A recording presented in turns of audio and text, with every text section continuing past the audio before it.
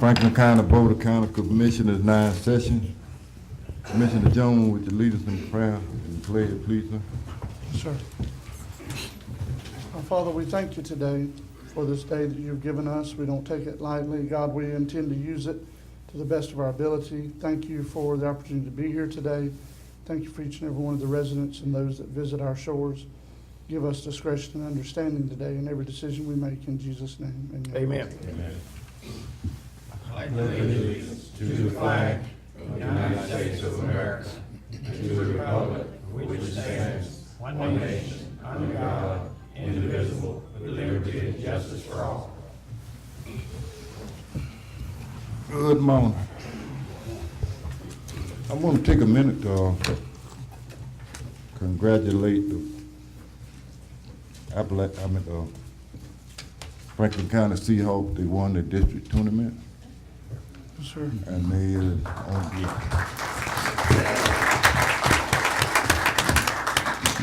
let them know that Franklin County is proud of them, and they going into we rooting for them in their next venture on.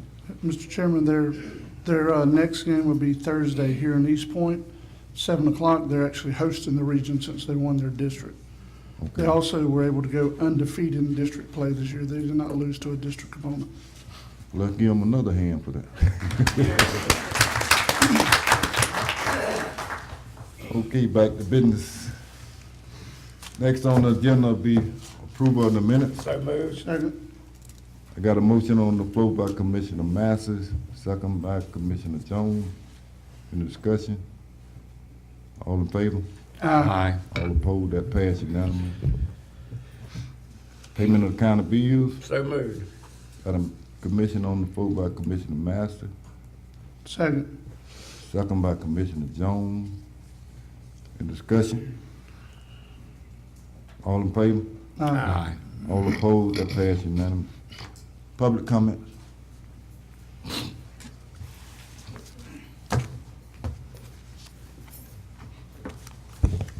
Hello, Commissioners. Steve Kirschenbaum, former advisory member of the Airport Commission at Apalachicola Airport. I come here in a friendly capacity, not a combative capacity. I've always been very involved in community projects. I've helped the homecoming float every year at my shop.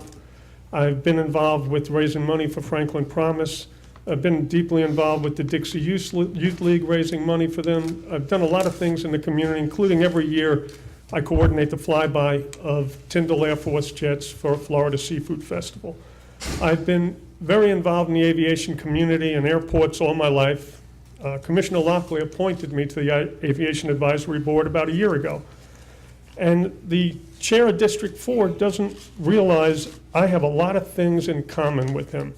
And when I sat on that advisory board, the first thing that came to my mind was, is the land outside the airport zoned for compatible land uses? And the answer from the airport manager was no. I said, are the runway approaches for the airport zoned for compatible land uses and in control of the county? And he said, no.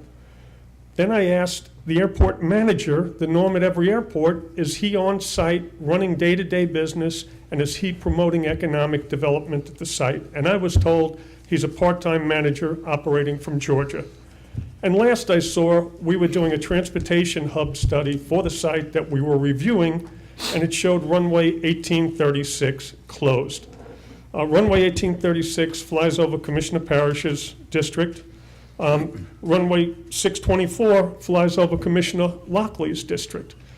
Closing a runway or having a transportation hub plan that reflects a runway for sale is a knee-jerk response to noise. What needs to be addressed is we have a county where there's a meth epidemic, where there's joblessness, where there's teen pregnancy, where there's no jobs. My U-Haul franchise, I was watching kids leave this county on a regular basis. I think the issue here is Apalachicola Airport protected the world for World War II, saved a lot of lives, did a lot of great things. Apalachicola remained the same place. This hurricane, it provided incredible relief to the community.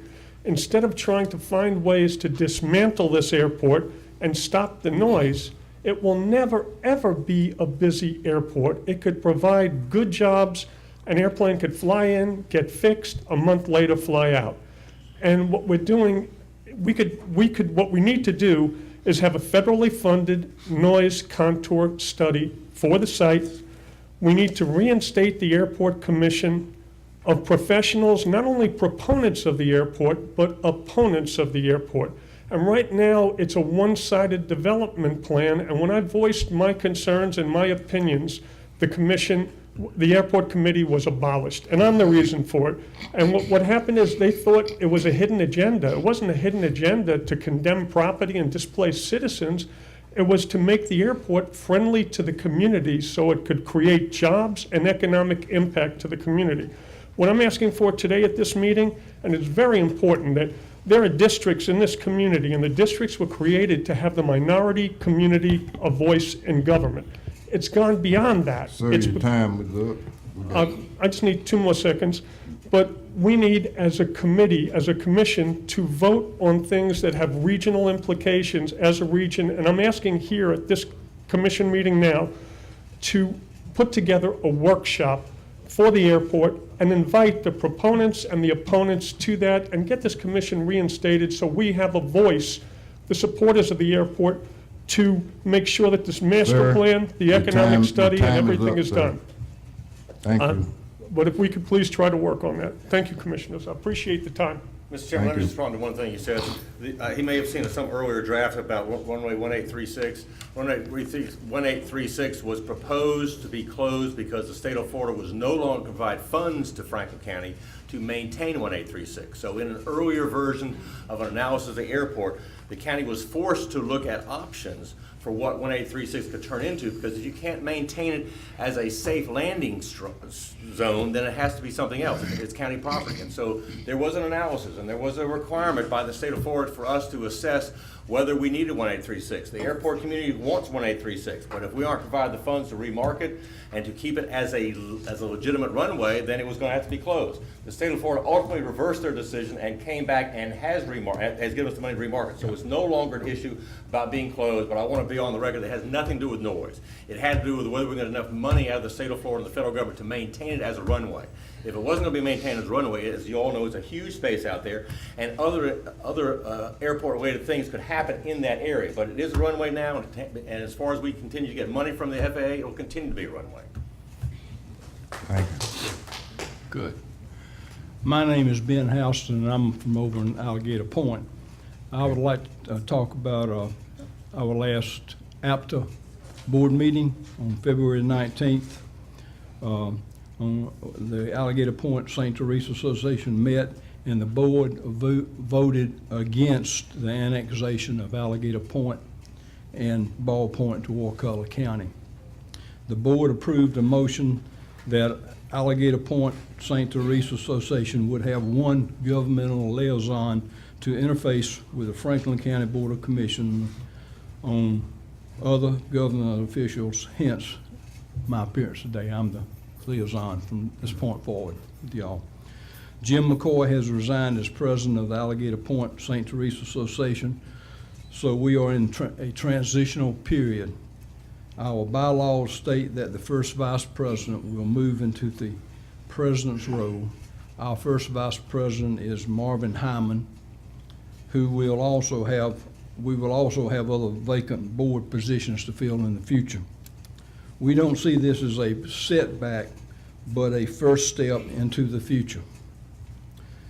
We want to get membership up to 51% of the homeowners in the community. Additional social outreach with different thoughts, enhanced website, where possible, create Facebook, Instagram, and Twitter pages. Our board action confirming Alligator Drive repairs and protection as the most important issue before the board for the foreseeable future. Appointing the chairperson of the Alligator Point St. Teresa Association Road Protection Committee is Dr. Andrea Novak as the official APTA point of contact for the newly formed state-sponsored IRCG Macomb Working Group. Additional practical outreach to the community, establish a neighborhood watch program, continue to assist with human bear contact resolutions, encourage more interaction with law enforcement, provide fire station volunteer support, turtle patrol, trash pickup, so forth. We recognize that these and other positive changes will take time and hard work to accomplish, but are necessary steps to keep Alligator Point, St. Teresa relevant and a vital part of our community. Thank y'all. Thank you. Thank you. Thank you.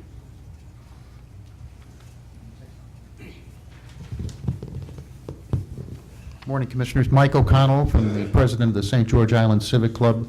Real briefly, Alan is going to speak later about dune restoration projects through the Florida Department of Environmental Protection. And we just wanted you to know that the St. George Island Civic Club, over 500 members, got a letter to you endorsing that concept. So just please take that under consideration. Thank you very much. Thank you.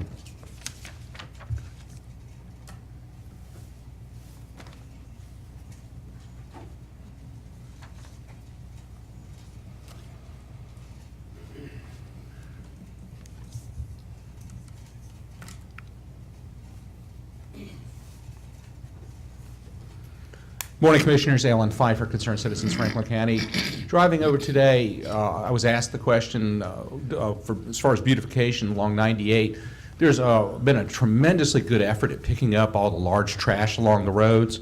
The roads are being fixed, but there's a tremendous minutia of small things from cups, saucers, pieces of paper, millions, I guess millions and millions of pieces of storm debris that is in the county right away.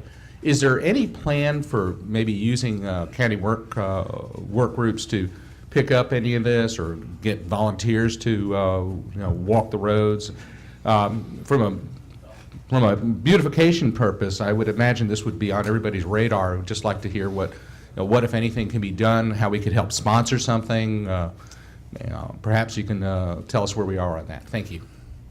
Mr. Chairman, I can respond, and I was going to do it a couple weeks ago, and I say this anecdotally, Alan, because I don't have any confirmation from any of the agencies that would be involved, but a lot of the debris I think you're referring to is on DOT right-of-way, which is of course state right-of-way. And we traditionally have not done maintenance on state right-of-way because of liability issues, and then we don't want the state to think that we're taking over their road, and all of a sudden they do less for us, as we know in Alligator Point. So we are trying very hard to put the pressure on the state to come in and finish cleaning up the road. I will tell you that not only have we been unsuccessful, but even places that have more debris, Bay County and Mexico Beach, have also been unsuccessful. And so I say to you, the news reports I read a couple weeks ago, Mexico Beach was organizing volunteer crews, citizens, to go out there and pick up that minutia. And that's a sad way to have to deal with a response, but at this point, that's what I'm hearing from other communities.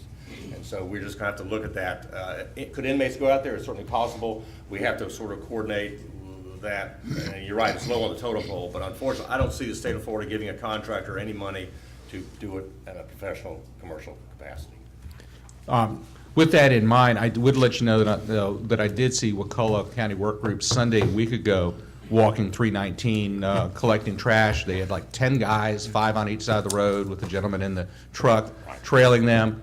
I would be happy to help sponsor volunteer groups, but I would like the direction of the county. If the county wants to do this as a function of themselves, or would they like to see volunteers organized to do it? The crew you probably saw were probably county inmates, something That's that you correct. coordinate with the jail, with the sheriff. But I'm afraid that's the way it's going to have to go with the inmates that's trying to get that done. Commissioners, before we pull that trigger, I'd like the opportunity to contact for the FDOT local contractor, explain the situation to him and see how they feel about the county doing that, or they have their own plan, and then I'll get back to the board. And then from there, we could then negotiate some type of volunteer efforts to do that, if the board would allow. And Mr. Chairman, just to complement all of that, I heard what you said about we don't want DOT to think we're taking over their roads and they're not going to give us any funding in the future, and I see that sensitivity. The other side of this is simply that very famous phrase, ask not what your county can do for you, but what you can do for your county. Ask not what your state can do for you, but what you can do for your state. And I think that If we do something like this, we write a letter to the state and let them know that we're just simply amending and facilitating the process. And I think that volunteerism and some of our state prisoners and county prisoners can facilitate a lot of that. I look forward to that opportunity. Okay. Mr. Chairman, if I may, if the county's going to start talking about organizing volunteers for cleanup, we do need to consult with our insurance carrier to find Yes. out what type of insurance and perhaps workers' compensation coverage. Good point. We would have to provide for those volunteers to see Yes. what the expense of the county may be for that effort. Okay. And then decide where to go from there. Mr. Chairman, I also have a question since we're talking about this subject, apparently. Wouldn't anything to do with volunteers be done through the ESF 15 under emergency management? Don't they handle volunteers for the county? Well, Or this the isn't really an organization emergency volunteer? response. This could be anybody. I mean, you could have anybody organize this. Because the only time there are ESF 15 is under a state of emergency. Yes.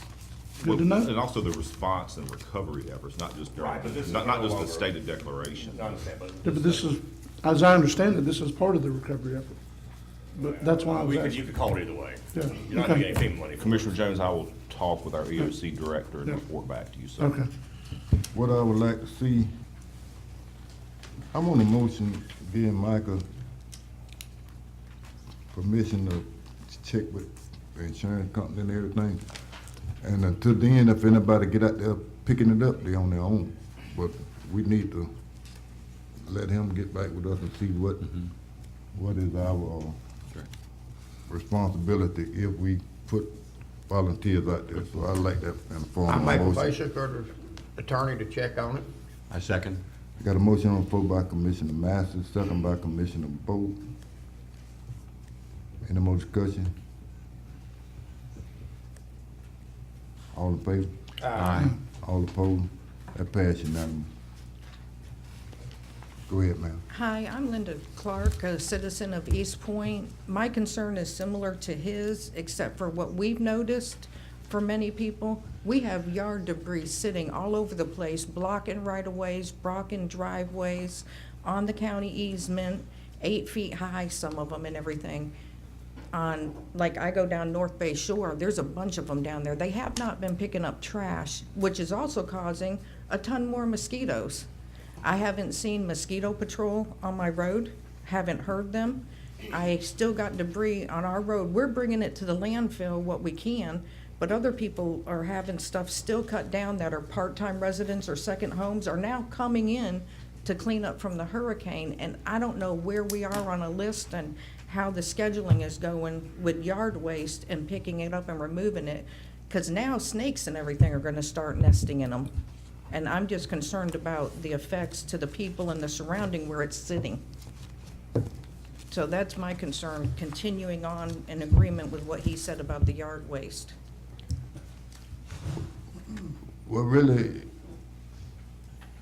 we got to talk about this because for them companies, they gone. I mean, their time is up for picking up. And they don't know, they won't be back. Right. But I don't know,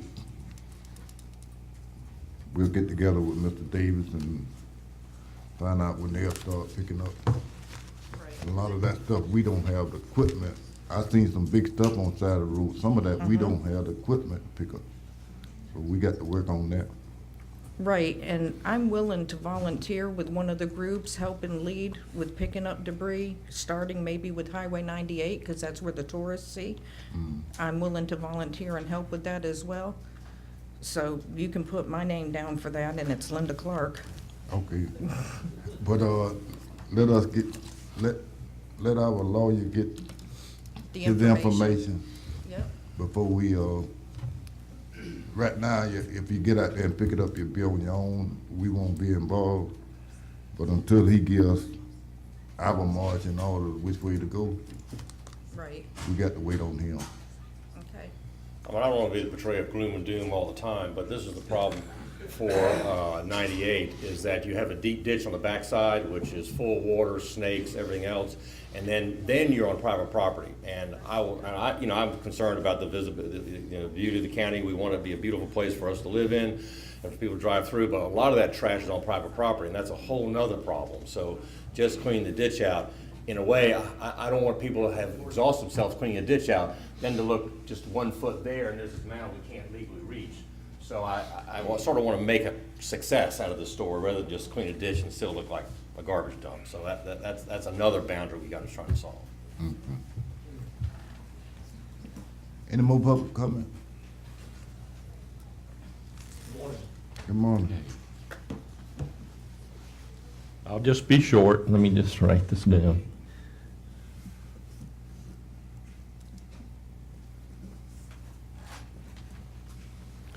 My name is John Berry. I reside at 1389 Alligator Drive. Have since 99. And I'm a member of ABSTA. I was at the meeting this past weekend. I just want you to know there is a minority report to that side of the equation, and that is that APST or TST Association does not represent all the property owners of Alligator Point.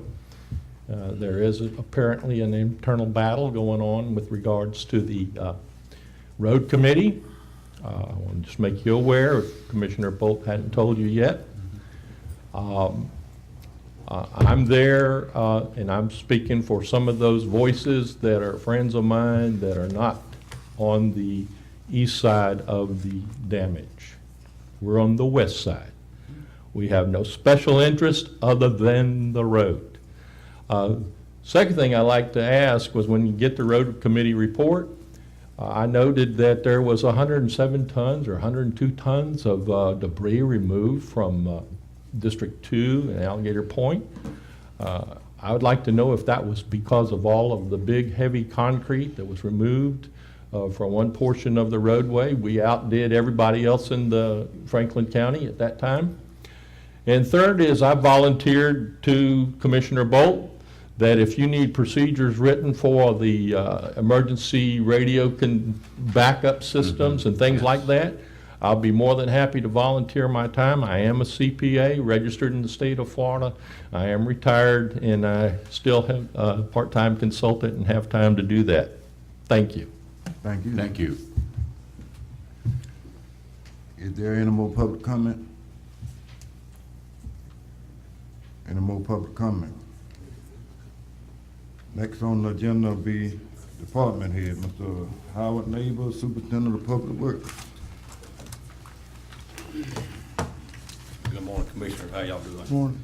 Got a couple items, stuff I knew I was asked about last time about the signs. We've had some of our inmate signs, detour signs and stuff like that come in, our stop signs and speed signs and stuff like that, name of road signs, that ain't come in yet, but we have changed out some through the county that was completely missing.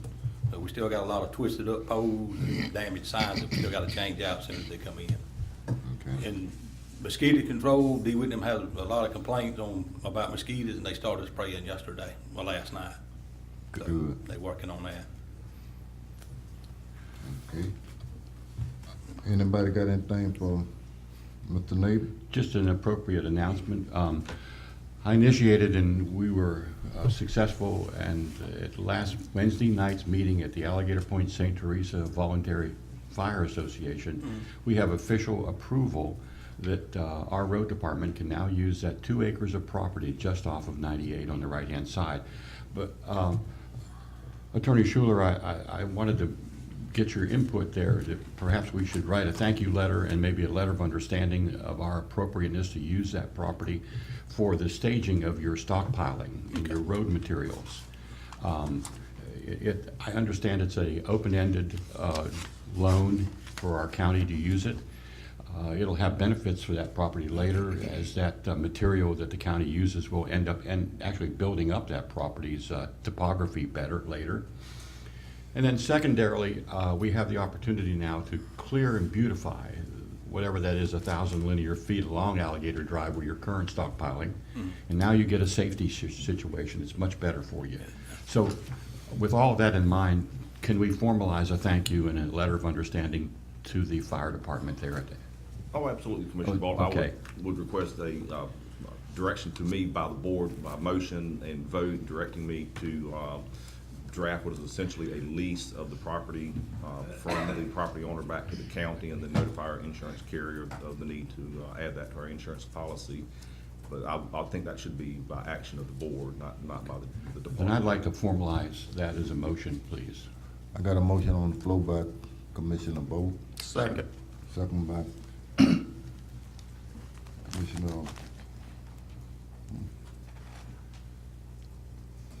I'm getting your name. Massey. Massey. Commissioner Massey. You don't need to go to the doctor, do you? Look like, look like. Went blank there. Chris, I can You interject. did. I mean, I appreciate what Commissioner Bowe said about it being sort of open-ended. And one way to phrase it, it's not really open-ended, it's to the time that we finish the relocation of the road. So I'm hoping that's 2 or 3 years, not some. Sure, oh, yeah, I Right. would think that's a lot of move to stay for a short time. But I would just, well, that's a good point, though, so you have a pivot point that's at least 3 miles closer Yes. for your location, and now we think of St. Teresa and Bay North and all that area. Wonder how long that property can be useful for loan. But I can get up with Michael and Alan, and, you know, they can show me exactly where the place is at before Okay. we go to clearing or stockpiling the material. And we was talking about the debris and Hold stuff. it. Okay, go ahead. Any more discussion on it? Yeah. Oh. All in favor? Aye. All opposed? That passing on, please. And then I get up with Fonda and them about the debris that we was talking about, you know, any way I can help them, you know, I'd be glad to help them. Good, that's good. Mr. Chairman, if I may ask Mr. Bolt a question? Yes. Yeah. Who's the most appropriate person for me to talk to get the information necessary to draft the lease? Let's see, I think it would be, John Murphy. John Murphy? Yeah, John Murphy. Yeah. Thank you, Commissioner. He would be our, I think that, he's probably is he the treasurer, secretary? Sean Kearns is the president. So it would be Sean Kearns in that order, Sean Kearns and John Murphy. Okay. Thank you, Commissioner.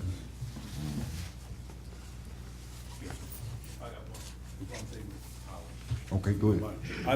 Good morning, Commissioners. Item number 2 on my report. The last meeting, the Commissioner Bolt asked that I contact Duke Energy about commercial business advertising signs that are attached to Duke's Energy power poles. Duke Energy representative stated that they do not actively police their power poles for signs. However, any contact information regarding these signs that we send to Duke Energy will be turned over to their legal department, who will then contact these commercial businesses about removing those signs. Mr. Neighbors, your road and bridge superintendent has agreed to send me pictures of these signs on the power poles that I can forward to Duke Energy. He's not on a mission to do that, but if he comes across a sign, he'll take a picture, tell me where it's at, and I'll forward that information on to Duke. Great. Okay? Thank you. And in addition to the complaint about mosquito control, I just text DeWitt. On a break, I'll get with Ms. Clark, and I'll give her DeWitt's number, and they'll make contact, and he'll find out what area she's talking about specifically. He said he'll start spraying in that area as soon as possible. Good, way to go. I ain't got no more commitment. Anybody got anything? Nothing else for him, Mr. Neighbors? Keep up the good work, sir. Thank you, Howard. Next on the agenda be Mr. Fonda Davis, Solid Waste Director. Good morning, Commissioners. Good morning. Just a little update. The ball field, D.W. Wilson, which day of ball is gonna be held. We just about completed with repairs. Shouldn't be too much longer. We got the new poles stood up, leaning poles straight. We should get started on installing new lights tomorrow. And for solid waste, the schedule for yard trash pickup, we started on the east. We're trying to get back on schedule. Started this month. We started on the east and we work our way to the west. First week, we normally pick up Alligator Point, Lanark. Second week, we work in Caryville. Third week, we go to St. George Island and East Point. And the fourth week, we'll be here in Appalachia. Again, like I say, we're trying our best. There's a lot of debris still out there, so we may be a little bit behind. But again, like Howard said, he's willing to work with me, and hopefully we can get it all caught up. Let me ask you a question on that. It's a lot of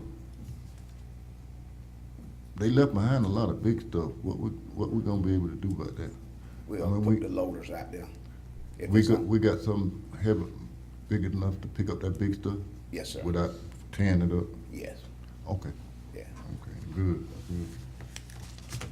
We are experiencing some to, like Pam brought to my attention this morning, it's one place in East Point, the tree was leaning on the house, and it's been cut and put side the road by a contractor. So, we're gonna be trying to work that out also. Okay. Couple spots like that throughout the county. Well, on a case like that, we have to get with, we got to get legal, cause they don't supposed to be doing that. I mean, we got to, Yeah, it was leaning trees from the storm, so I guess too, like I talked to Mr. Schuler about it, it's from the storm, I know that, but I guess they had a time frame to get it out. A lot of people were saying they were waiting on insurance company. So, advise Mr. Sewell on something like that.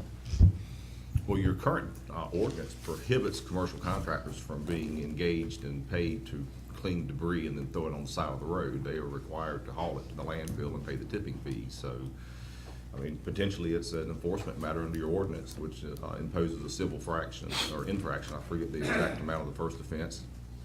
I just don't recall that at this time, but it is a civil infraction on the first offense, and eventually for repeat offenders, it becomes a criminal offense.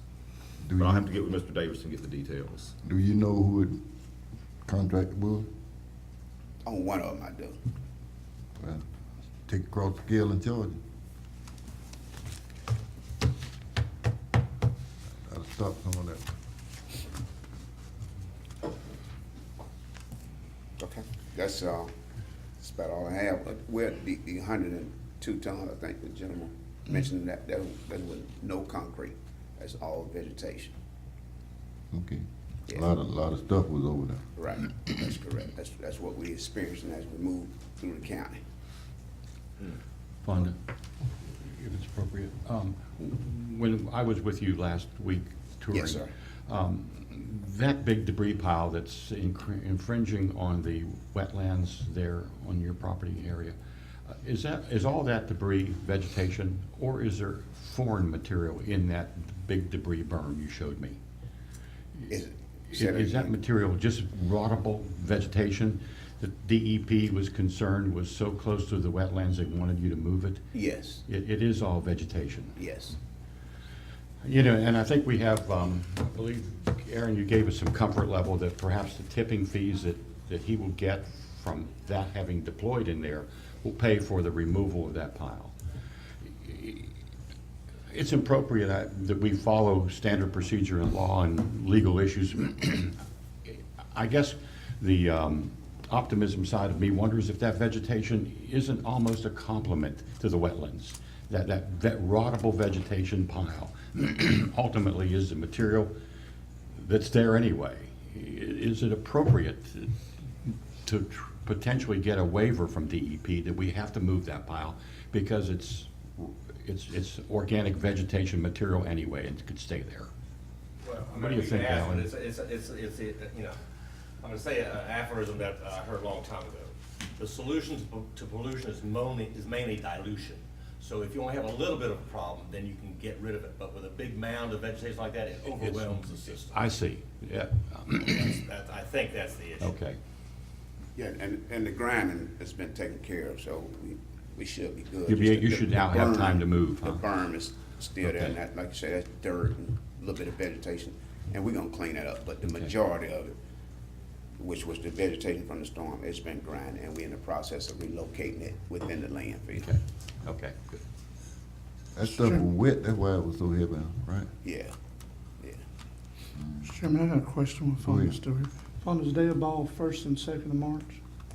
First is, Is it the first Saturday in March? I think it is, Commissioner, I'm not sure about that, we have to check, Okay. they were Okay. discussing the date. I'd just like to know, you know what I Okay, mean? all right.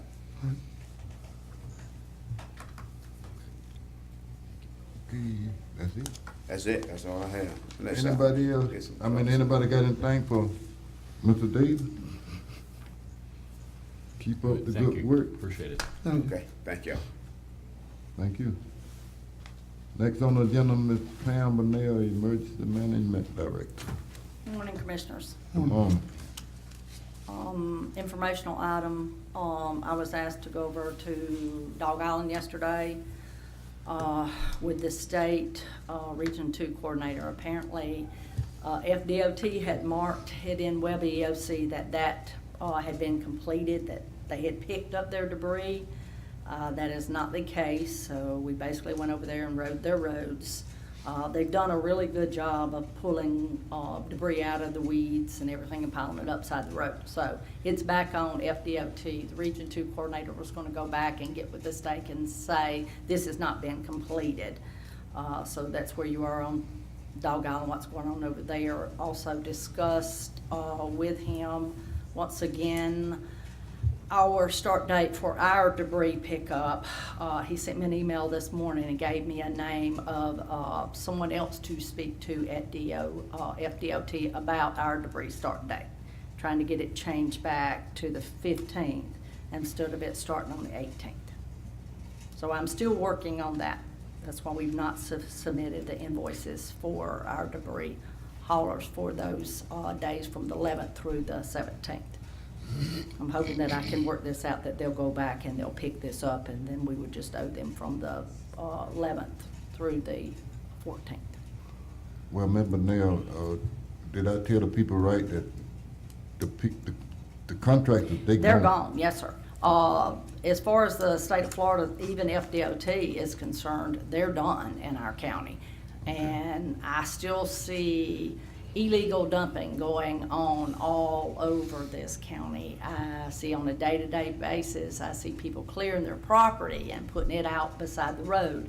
Again, anything that was not picked up, and people have called, and we've gone back and contacted Tetra Tech, because they have a tracking system that can tell you if that truck went down that street and where it picked up at. And we verified that these trucks went down those streets for that final pass. Now, if they did not pick it up, it was because it was ineligible debris. Or it either came out afterwards. And I've got some people calling now saying, well, I'm just now repairing my home. That's on the homeowner. It's your responsibility now, especially if you got insurance. Same way with the one Fonda's talking about. Insurance pays you to do repairs on your home. That's on the homeowner to dispose of their debris, or their contractor that they hire. It's not the county's responsibility. Mr. Chairman, Pam, would it be appropriate for you to assemble a list of private vendors who will pick up debris?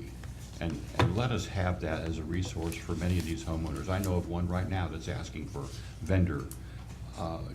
Would that be something we could do, you could do for us? Put that list of vendors together, we could appropriate. Mr. Chairman, we do not have an occupational license requirement in the county, so I'm not sure that Ms. Parnell would have a complete list of all the providers, and that it would be unfair for the government to give a partial list as if we're approving some people, but not everybody. It looks like you're endorsing someone. Yeah, we need I to stay felt away that from when I that. said something, but If we had an occupational license, which was abolished 20 years ago, we could just say, here's the list of everyone. We could get We it to the don't- tax collector's I office, see. which used to maintain it. There. But that's been abolished for at least 20 years. we don't have that if not subject longer. up. We I do see. not. Okay. All right.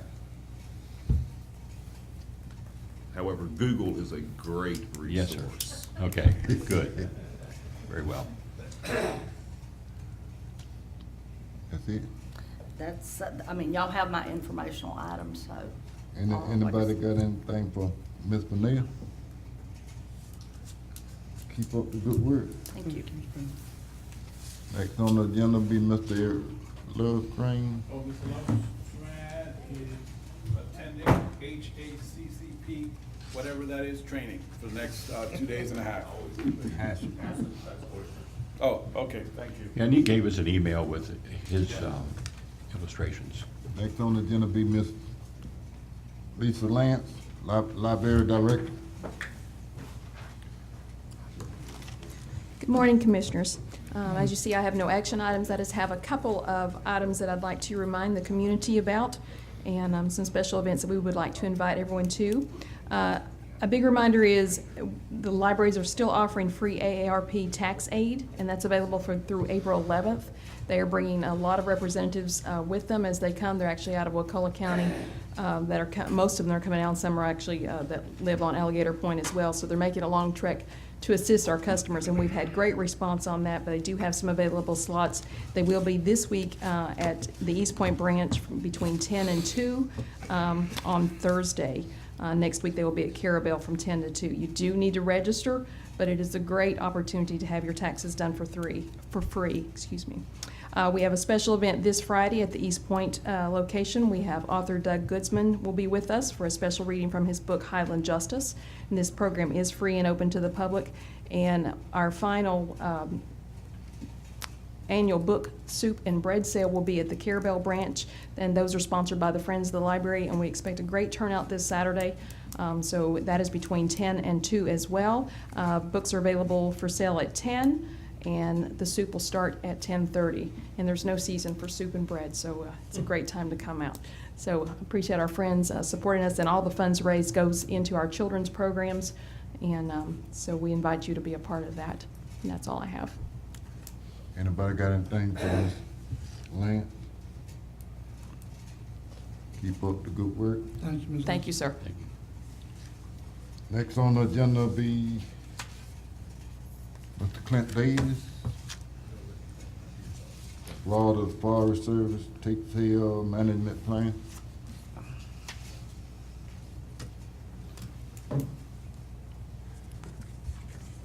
Good morning. First, I'd like to thank the Let me get your board. name, please, sir. Clinton Davis. I'm representing Florida Forest Service and Tate Hill State Forest. Thank you. First, I'd like to thank the board for allowing me the opportunity to address you this morning. We're in our final phases of our 10-year management plan for Tate Hill State Forest. And a part of that is having public hearings and input from the public. And I've come this morning to announce those public meetings. The first will be an organizational public meeting for the Tate Hill State Forest Management Plan Advisory Group on March 7th, 2019 at 10:30 a.m. at the DEP Florida Coastal Office on 108 Island Drive in East Point, Florida. This is to allow the Tate Hill State Forest Management Plan Advisory Group to prepare for a public hearing later in the day that will provide recommendations to the Florida Forest Service to help in preparation of the management plan for Tate Hill State Forest. Later that day at 11 a.m. at the same location, there'll be a Tate Hill State Forest Management Plan Advisory Group meeting with the public, and that's to solicit comments on management of Tate Hill State Forest. Comments may be presented orally or in writing at the hearing. Written comments may also be submitted to Florida Forest Service Tate Hill State Forest Office at Carabel Forestry Station, 290 Airport Road. Following that meeting, the advisory group, which Mr. Commissioner Massey is a part of, we appreciate that, will be at 1:30 p.m. and that will be when the advisory group will review all the comments from the public hearing and provide recommendations to the Florida Forest Service to help in preparation of the management plan for Tate Hill State Forest.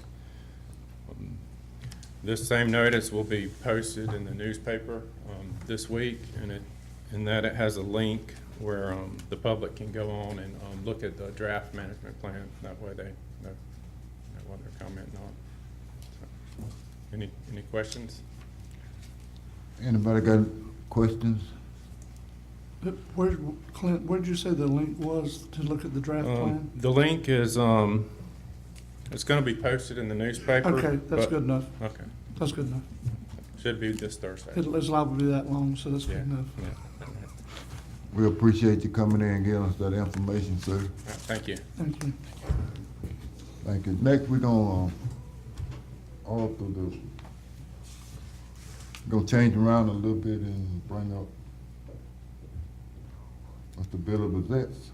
Mr. Bezetta is here, and I'm not speaking, he may have to fill in something, but this is you can go to items 1 and 2 of my report. This is triumph related, and Mr. Bezetta is here as a trustee for Florida State University. Mr. Bezetta, as you all may remember, also worked in the private sector for a while, but his reason for being here is partly FSU, but he also was on the legal team that the state of Florida used to receive its $1.5 billion settlement from the BP oil spill. So he has intimate knowledge on the Triumph funds and how it's applied, and he's also a trustee of FSU, and he is here to listen to us talk about a project that we have supported. But let me just go to item 1 or 2 on my report. First item is not related to Mr. Bezet, but provide board with a copy of Triumph pre-application for a new fuel delivery system at the airport. I have received notice from Triumph that they have accepted our pre-application review. The pre-application does ask for $920,000 of Triumph funds. It's the same thing I spoke about last time you all endorsed. So once I get approval from Triumph for the full application, which I expect to get next week, then we'll fill out the full application. Item number 2, inform the board that I attended the February Triumph meeting in Panama City. The Triumph board made 2 decisions relevant to Franklin County. The first is Triumph created a $15 million fund to aid Hurricane Michael impacted counties, and those are listed specifically Bay, Gulf, Franklin, and Wakulla, with tax relief due to the loss of tax base. The details are still being worked out, but the most likely scenario will be that the county will report the difference in tax base between the certified 2019 tax roll and the certified 2018 tax roll, and applying the same millage, the Triumph funds would be sought to make up the difference. To give the board an idea for Franklin County, if our tax roll loss was for 2019 was $40 million, that Ms. Skipper has indicated it could be, the loss to the board would be some $275,000 of tax revenue. The school board would have a higher loss because they have a higher millage. The cities would have a smaller losses because they have a smaller tax base to begin with. But in very rough numbers, next year the county might need to seek $1 million of Triumph funding to make up the loss in tax revenue for the county commission, the school boards, and the cities. Triumph staff indicates tax relief will be approved only for 1 year at a time. The challenge at Triumph is, and I talked to Ms. Skelton about this directly, is that we aren't going to get our certified tax rolls till July. You have to have your budget approved in September. So the Triumph board, if they're going to provide tax relief to us and other counties, have got to be accurate and got to be fast in providing that money, because once you adopt a budget based upon a presumption of revenue, you better have that revenue, because if you don't have that revenue, ladies and gentlemen, by the time that budget's approved, you're going to have a shortfall. The Triumph board, they are all well knowledgeable people, so I'm sure they understand the need to be accurate and to provide those funds once they say they're going to, because that's going to be something we aren't going to tax the people for. If Triumph says they're going to give us $1 million, that's going to go to the equation, and we better have that $1 million come October 1. Yes. So it's important that they understand that this is an obligation they're making to us, as opposed sometimes it's the other way around. Can I ask a question? Yes, sir. You said that's the first year, and they might have, did they say how many years? No, they were very non-committal about future years. Partly because they do hope, and I say this, they hope the tax losses are recouped by just the valuations going back up. But this, to my knowledge, is going to be a 1-year application. It may be a second year, maybe at a reduced rate. I mean, they didn't go into anything, but I'm pretty sure it's going to be a year at a time. And then, Mr. Chairman, I think the timing on this is critical to support what you just said from our standpoint here in the county, that our disaster recovery inventories that we have going on, to quote Commissioner Parrish, that we count every broken light bulb that occurred in this county is very important. The timing is important. I think it's appropriate so that we get this in sequence, in concert. So I'm really looking forward for it being guided well, that we're right there at the time Triumph funds are ready. Well, the challenge for the county, all the counties, is that I think the Triumph board is going to rely upon the certified tax roll, which is not in your hand to develop. That's in your tax collector or property appraiser's hands. And so they, all the counties have the same timeline set by statute. It's July 1st. Maybe we can get ours certified earlier. I hope. I don't know, but July 1st is the deadline, and oftentimes we don't get it till July 1st. So that's just reality. We'll just see how it goes throughout the spring. But they have another meeting on February 25th, and I'm sure they'll be talking about further development of this policy. Mr. Chairman, can I ask a question while we're Yeah, here? go ahead. Alan, I'm gonna ask this, hopefully I get a positive response. Did they remove the term bridge loan out of this discussion? They didn't define it. At this point, I've spoken to other restore coordinators at the meeting who have had more conversation with staff, and they believe that the tax relief issue would not be a bridge loan. They believe that it would be a straight allocation of funds. But that is the detail that has to be worked out. Okay. Okay, item number B. Triumph made a motion to require written confirmation from the appropriate county commissions on all Triumph applications that were not awarded before Hurricane Michael. To that end, I received a phone call from Triumph staff asking the county commission to send a new letter of support for the FSU project. The board has already gone on record supporting the project. Since that time, FSU has increased its commitment to the Apalachicola Bay System Initiative, as that project is now called. And they've also have gone through the review with Triumph, and so there's some clawbacks. So these clawbacks apply to FSU because they are receiving the money. But so they have some obligations to Triumph. But one of the ones that the dean of FSU asked me to point out is the metric, which is an evaluation tool, includes providing substantive collaborative assistance and entrepreneurial outreach and support to at least 45 different businesses in impacted counties, and that's hopefully mostly Franklin, that are dependent on oysters, other fisheries, and the health of the Apalachicola Bay of at least 30 contact hours per entity. So they're going to be down here helping individuals try and recover and get new business plans, moving forward. FSU shall ensure the appropriate credentialing is available for participants in these collaborative business activities. To accomplish this, they have commitment from the FSU College of Business, the New School of Entrepreneurship, and the Jim Moran Institute.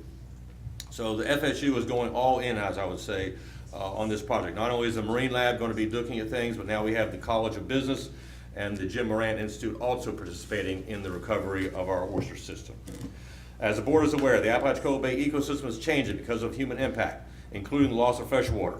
And the solution to bringing the bay back to productivity is not to keep doing the same things been done in the past, which has been putting shells out there and letting oysters repopulate the bars. Research needs to be done to see if the lack of fresh water and the abundance of oyster predators, and I'm going to pause right here, oyster predators are apparently overwhelming the natural bars out there. You have whelks, conchs, oyster drills that are just, in fact, they're so thick that we've had discussions with people trying to figure out how to commercially harvest the predators so we get the predators out of the way so the oysters might have a chance of survival. It's just it's a war zone out there. I had to use that terminology, but it's really a problem for the oyster predators right now. So can we do something about the lack of fresh water and the oyster predators in other ways? FSU will be looking at other natural varieties of oysters that makes us be able to handle more salty solutions, maybe look at other locations and other factors that affect bay productivity. The goal will be to return the Apalachicola Bay oyster industry back into this position it once held in Franklin County. As an aside, to give you an idea of future money, Franklin County currently has a minimum of $15 million that Triumph must allocate to projects in the county. In March of this year, Franklin County will be entitled to receive another $3.2 million as the Triumph Board will be receiving a second annual payment of BP funds. They get $80 million and we get 4% of the 80, so that's 3.2. The BP payments will be coming in over the next 20 years, and unless the legislature changes the law, Triumph will be reserving 4% of whatever funds it receives for Franklin County. So if my math is correct and the law does not change, this will amount to some $36 million over the next 20 years. But specifically today, we need a letter of support for FSU. I asked Mr. Bezet to come here in case there are any questions about, the approaches and what's going on with that. This discussion. Oh, look, this was studied, right? This is a research study that will develop, hopefully, either new varieties of oysters or new methodology for raising oysters. But yes, FSU is looking at a research component. Yes, sir. Well, this is my opinion now, and I'm one person. I don't believe in studies. We've been studying too long. The bay been down, and all the money go into studies, shell, study. The people ain't got no work. I want my people to go to work. That's what we need in the county. We need more than studies. I mean, the studies ain't nothing but 2-3 people and they professors. What happened to the study before? Is they gonna include that, or they starting all over? FSU is a qualified institute. They do great work, and I'm sure they're going to be looking at the past research and not recreating the wheel. But I'll give you an example, Commissioner, Mr. Chairman, that 5 years ago, I forget, 4 years ago, and Commissioner Parrish may remember the number exactly, the state of Florida had put between $10 and $14 million worth of shell out there. Right. And we've seen no productivity off that shell because the ecosystem has changed so much. So I understand that research doesn't create jobs, but doing the same thing of a $14 million investment also didn't create any jobs because the predators are out there just eating the bay up. And so we've got to find some new pathway to get productivity back in the bay. And unfortunately, the pathway is research. But I hear what you say. Hopefully there's some fast solutions out there, but until we begin to evaluate the circumstances, I don't have another answer. The study will be if they put a gate out there in that cut to let them boats in and out and keep that little bit of fresh water we get to stay in the bay, so it'll go east and west. That's an argument can be made, yes, sir. I just don't believe in the study part, and the people is steady not getting no work. You're spending millions of dollars on study, and it's nobody benefiting. There's Well, no benefit there. I'll make this statement, Mr. Chairman. I mean, part of the reason that we, the county, is having to go out and look for assistance is that the state of Florida, and I say this with some hesitation, but I'm gonna use the word anyway. The state of Florida has abandoned the oyster industry.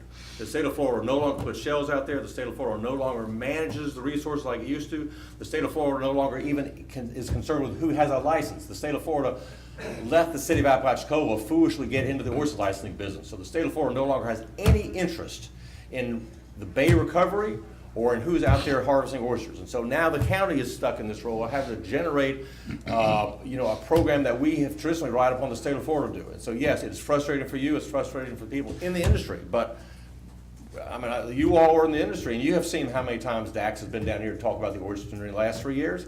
I want to say zero. I mean, they have not been here. And despite your efforts, you are senior leaders of the industry, we just can't get any response. So we are forced to look in new directions, and that's the best explanation I can give you. What I'm supposed to look at is $15 million, they 7.5, that's half the money.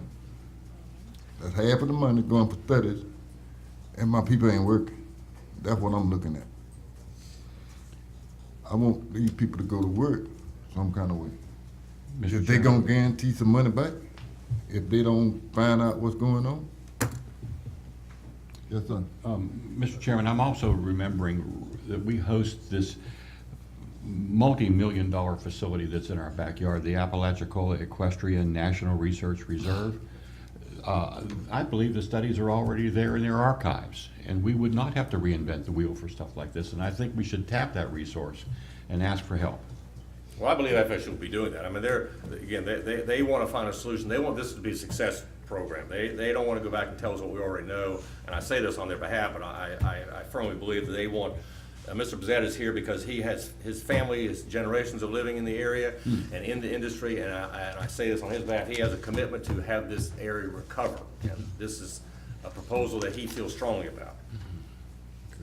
Well, there's no reflect on Mr. Bezet, I believe that. Yeah. But I still see my people not working. That's what people asking me about, you say you're gonna help get jobs in here. That's what we need. We need some jobs. Mr. Chairman, can I ask some question, please? Alan, just clarifying, I think you read it in part of your report. Anything to do with Triumph, we're gonna have clawback measures that they're gonna Yes, more than happily enforce, I'm sure. yes. They don't act like they want to turn loose the money, so I'm sure if they can get it back, they probably will.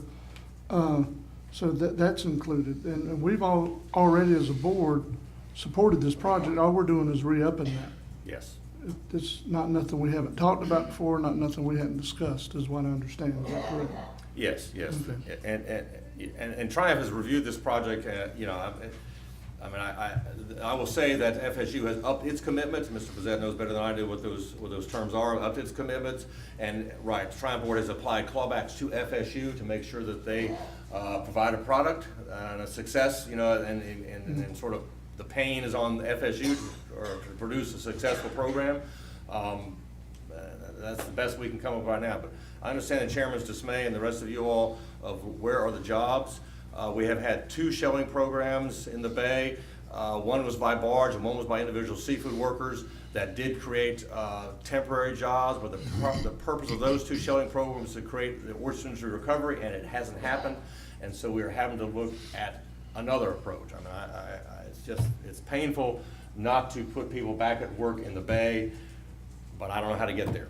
Well, if you look at my record and go back, anytime you talk about a study, I don't go along with it. So you're consistent, Mr. Chairman, I appreciate that. I don't go along with that stuff. I would like to make a motion to approve this letter of support, to show our continued support to FSU for this project. Second. I got a motion on the floor by Commissioner Jones, second by Commissioner Massey. Any more discussion on that? All in favor? Aye. All opposed? That passed 4-1, I oppose. Mr. Bill, you want to say anything? Okay. Thank you, sir.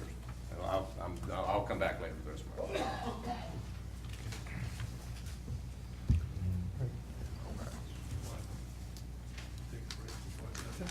Okay, let's take a 5-minute break.